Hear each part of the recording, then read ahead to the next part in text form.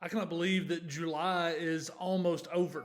It seems like only yesterday school was letting out for the summer, and from what I saw on social media, for the first time in a long time, many of us were able to travel and enjoy many of our typical summer activities. Or to put it another way, life is getting back to normal. Now, here we are on the cusp of another summer ending and another school year starting, and there begins to be a little more rhythm and cadence returning to our lives. And as that rhythm returns, I would encourage you to make sure that tending to your spiritual life is a part of that rhythm that's returning. Now, this includes not just being a part of the worshiping community at Blackman United Methodist Church. However, if you have gotten out of the habit of joining us for Sunday morning worship, I hope that you take this as a personal invitation or a prompting of the Spirit to join us once again. But more than worship, I also want us to make sure that we engage in our own spiritual disciplines. Disciplines like prayer, the reading and studying of Scripture, fellowshipping with others, a service to God and neighbor. Now, as rhythm returns to our personal lives, there is also rhythm returning to the life of the church. As you hopefully heard me mention last week during our worship service, our choir will thankfully be returning to help lead worship on Sunday, August 1st at both of our services. But in addition to the choir, there will be other aspects of worship returning as well. On August 1st, we will invite the children to once again come forward for our children's time. The children will again be invited to grab a bucket and collect change for our scholarship endowment before the service.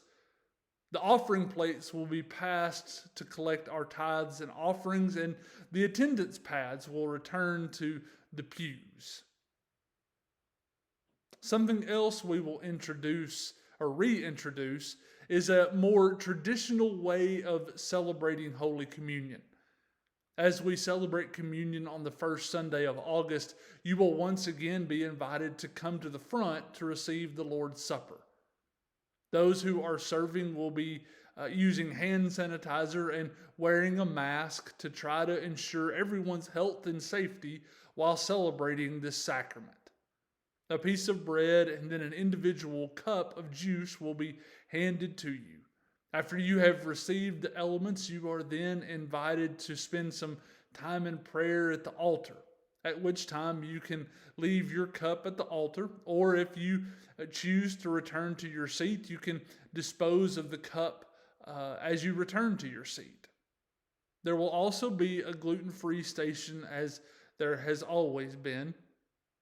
And then for those of you who may not be comfortable coming forward to receive communion yet, or for those of you who are continuing to worship from home, we will also have individually packaged communion sets available for you as well.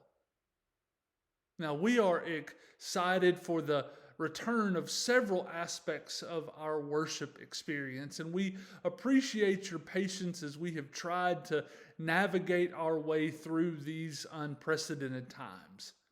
However, as we have learned over the past several months, situations are fluid and things change. So we would ask for your continued patience and grace as we go forward and as we determine our next steps over the coming days and weeks and months ahead. As we close today, as always, I hope everyone is doing well and staying safe. But if there is anything that we can do to help you, please let us know. I look forward to worshiping with you all on Sunday morning, either on site or online, beginning at 8:30. Have a great rest of the day, and God bless.